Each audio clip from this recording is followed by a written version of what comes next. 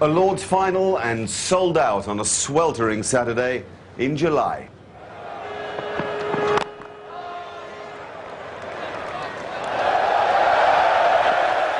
Normal courtesies have been exchanged, so we're ready to go. Oh, there's one other thing. England won the toss.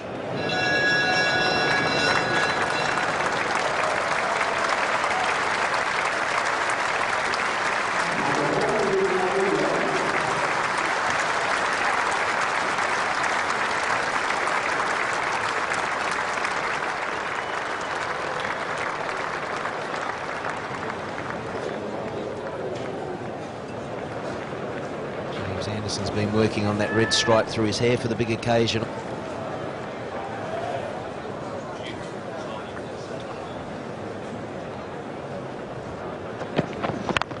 In the air and, oh, put down. Solanke, so good in that area. Just couldn't quite hang on to it. Major let-off for Graeme Smith. He'll be really nervous, captain in South Africa here, and it was an edgy shot. And it was a very catchable catch to Solanke, both hands to it, low and hard, and he should have caught it. Gibbs, despite his run of low scores, still looking to play his shots, and that's the kind of character that he is. He's a fairly uncomplicated character. He's not somebody who's going to be thinking too much about his batting. If it's there to be hit, he'll go after it.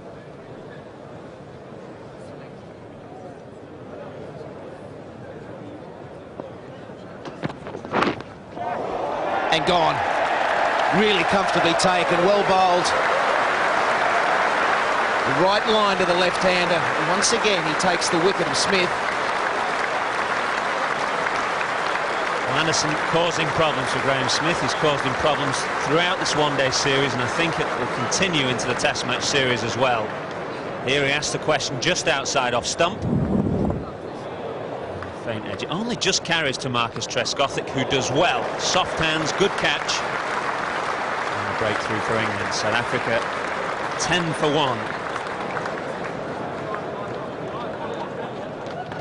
Morné van Veek, his first one-day international for South Africa today.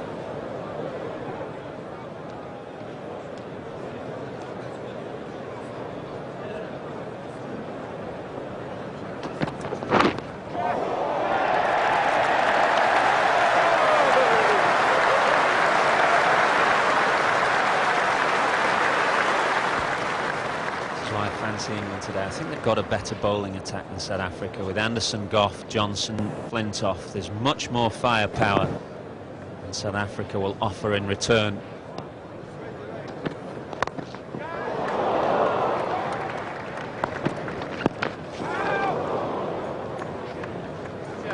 Looking at Herschelle Gibbs' technique, you can see he gets bowled 20% of the time, which is a lot for an opening batsman. This is why.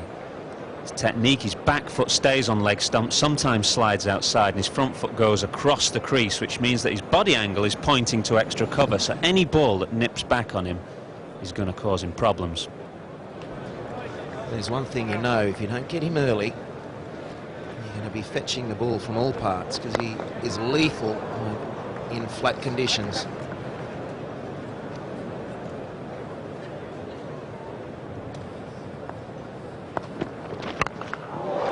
That'll be nearly 6, actually. He's just thrown the bat at it.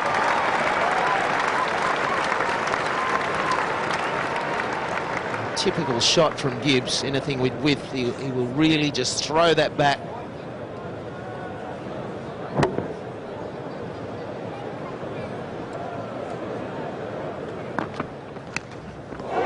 Lovely stuff. You've got to give Gough enormous credit this morning.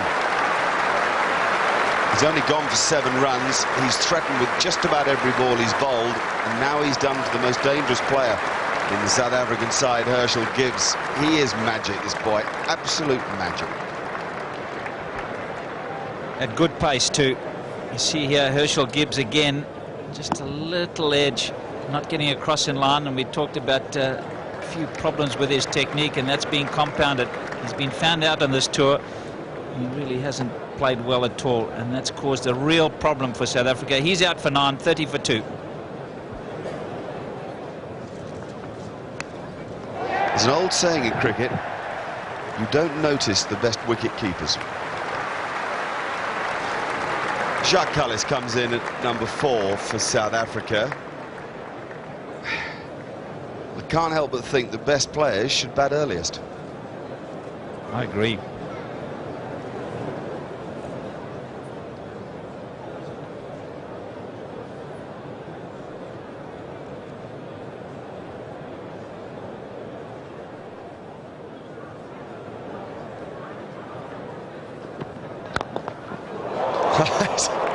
It's a heck of a shot.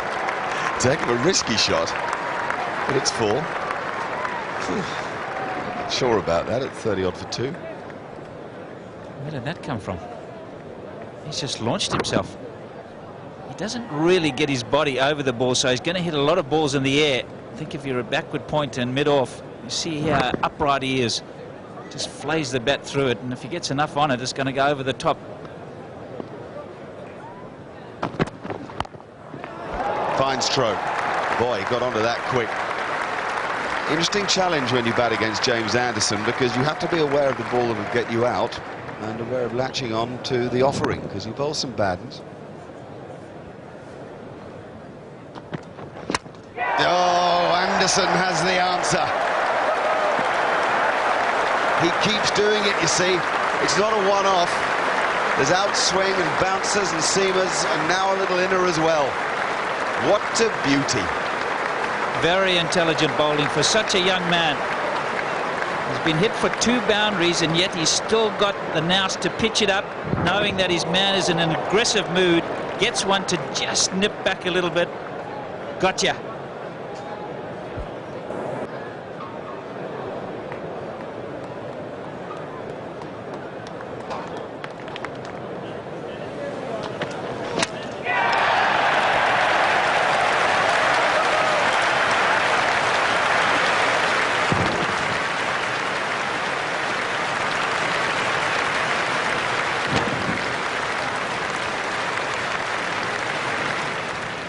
The 2 Jacques at the crease, and probably this is the game. What does Michael Vaughan do? Anderson's bowled 5, Goff's into 5. Perhaps it's well worth giving them 8 each to try and get both of them out.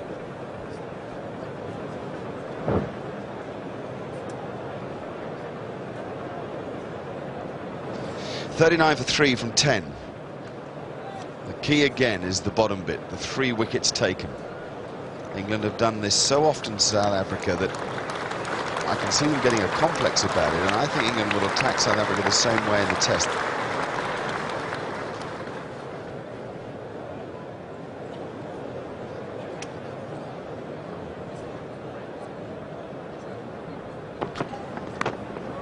Super catch. Chris Reed has had a marvellous summer in the blue shirt of England. And Darren Gough is the man again. Perseverance. Not a bad delivery from Goffey in his entire spell. Every single one of them has been right where the batsmen don't want it to be. And eventually Jacques Kallis succumbs. Just enough movement, and Chris Reed does the rest. That's a huge wicket for England. You can see the delight on their faces. Kallis is on his way out for naught, 43 for 4.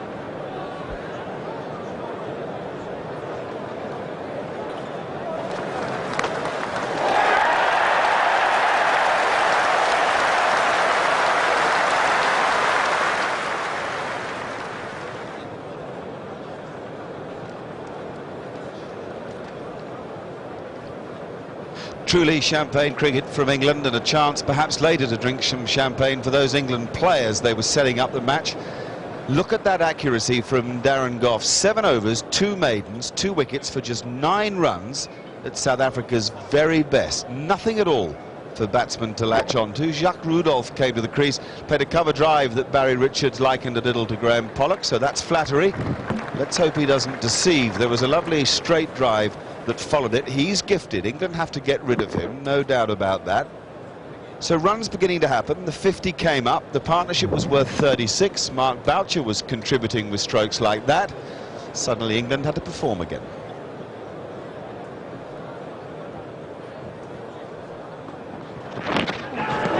there's an edge. An error from Rudolph, trying to force off the back foot, but it's that line around, tactical change for England. They've done it the last couple of outings against him that sends him back to the pavilion, and that's a huge wicket for England.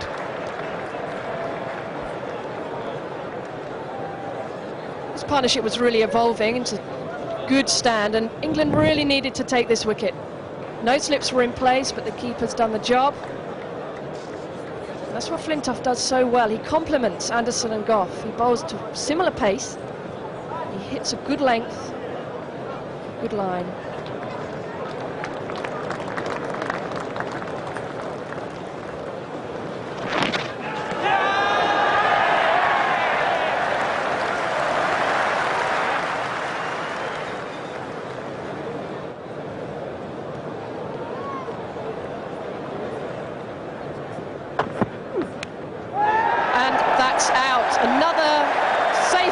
Chris Reed, Johnson finding the outside edge, and Boucher, who could have been so valuable for South Africa, leaves for 11. Boucher is livid, so cranky at himself. A real lack of discipline on this occasion. Wrong shot. 75 for 5. You shouldn't be playing a shot like that. That ball was so wide, and as a result, the 75 for 6. In contrast, Vaughan is ecstatic. South Africa in all sorts, and Boucher's gone for 11.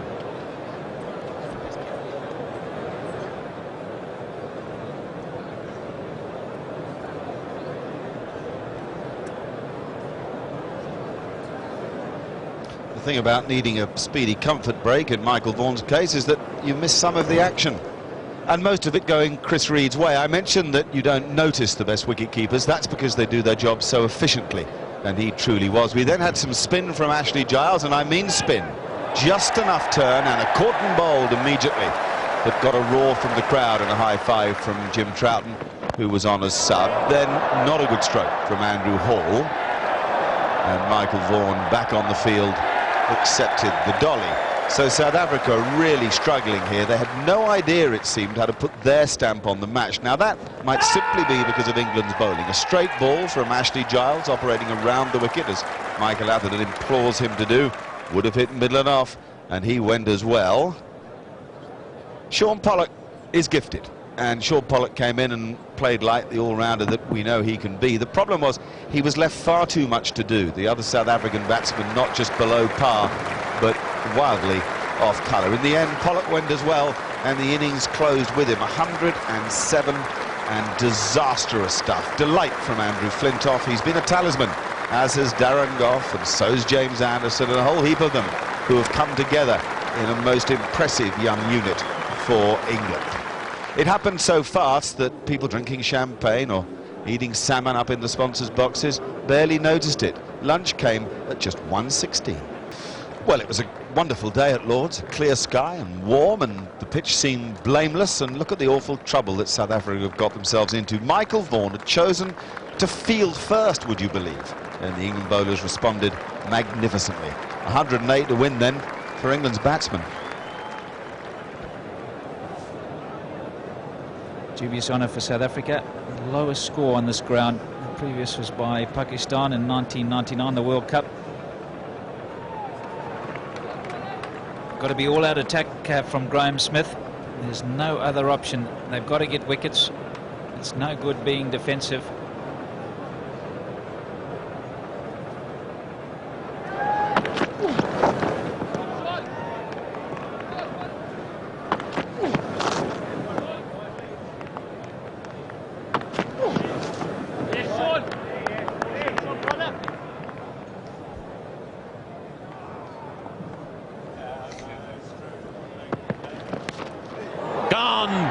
Well bowled, Mackay Rantini. The plan has come to fruition.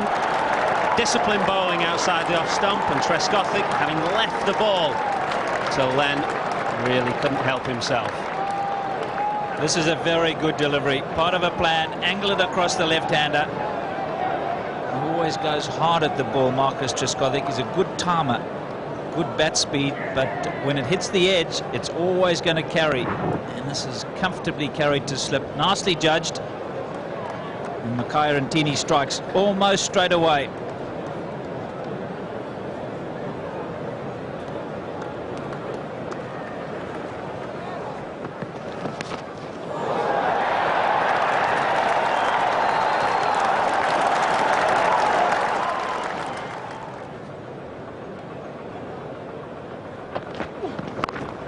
In the air, but it's wide, and that's they're going to pay the penalty for not attacking yet. And Shaun Pollock got the teapot, and quite rightly so.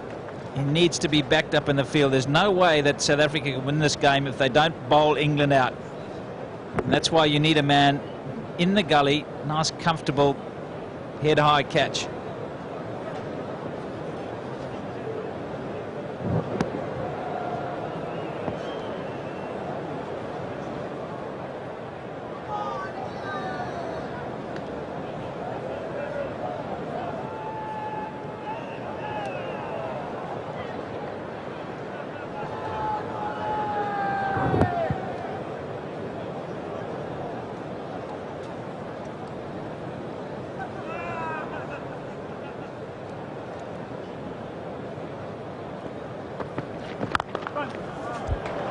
Good timing, no more than a push from Solanke, but it runs down the hill and a welcome boundary.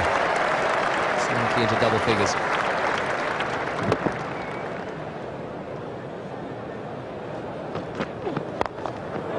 Good shot, came down the wicket, and actually came slightly offside because of only 2 men on the leg side, but when Pollock pitched it outside off, Vaughan went the sensible route and hit him over the top of cover. Vaughan isn't going to be bowled at here. He's already done some unorthodox footwork against Pollock in the previous over he bowled, and here we see him also taking the initiative and looking for a boundary shot.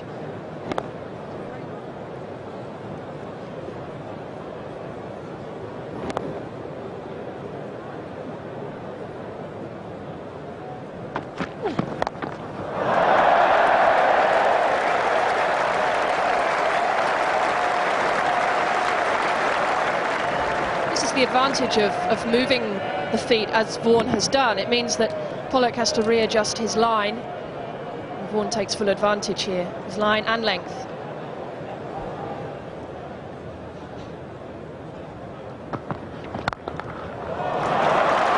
Hit very hard from Vikram Solanke. Taking long to pick up where the ball had actually gone. He's such a risky player, but it's whistled through extra cover.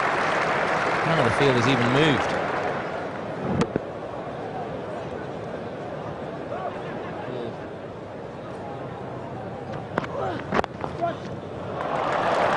Super timing through mid-wicket from Solanke.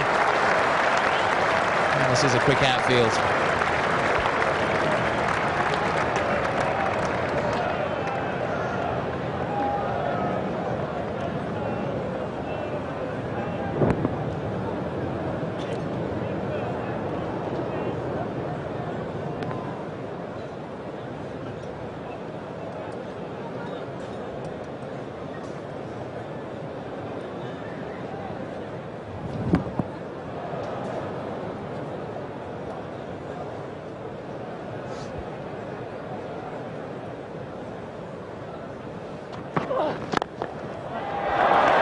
Top shot on the up. It actually swung away from Jacques Kallis, who's not impressed.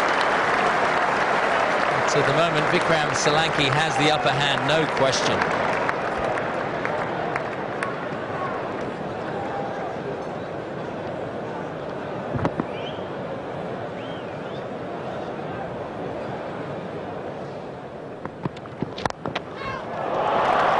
Beautiful straight bat. It was in the air for a little while, but gave the bowler no chance. Vikram Solanke has found the pace of this pitch now, and he's enjoying it.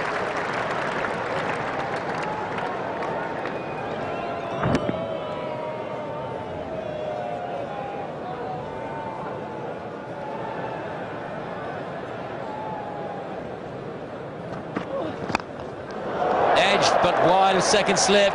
Gives third man no chance at all. Another boundary to Solanke, but this time fortuitous.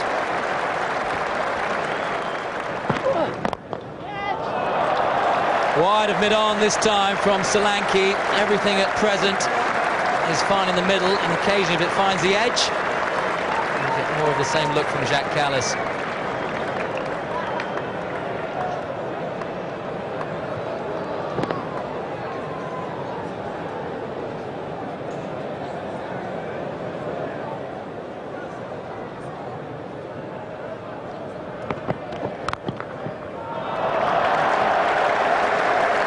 Such composure from Michael Vaughan. Looking so confident at the moment.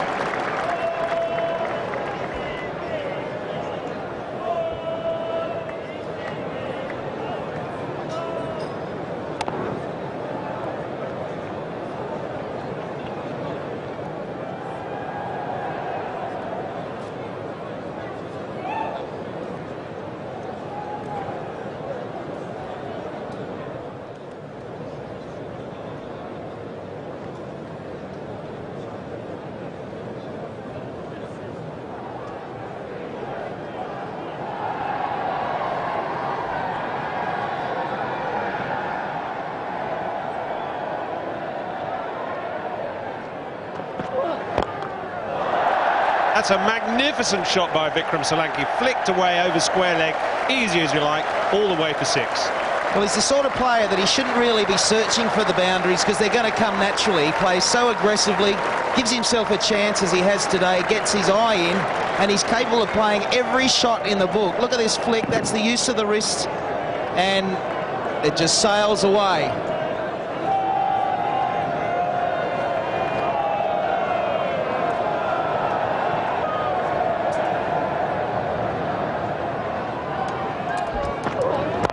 Again on the up this time, past the bowler. Doesn't really matter who's bowling or where they're bowling. Vikram Solanke is smashing it all around the ground, and he's gone to 50.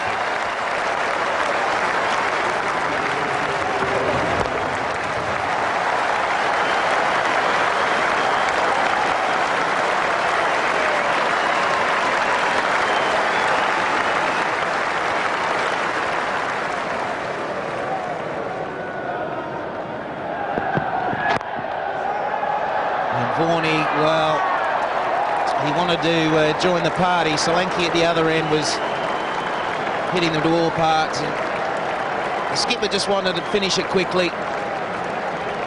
And unfortunately, he's mistimed lofted on drive.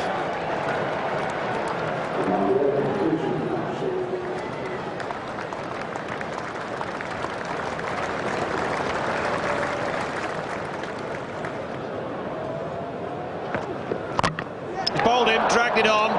The end of a dramatic innings from Vikram Solanke. Again, rather an anticlimactic ending, really. But that's a fantastic knock with a disappointing finish.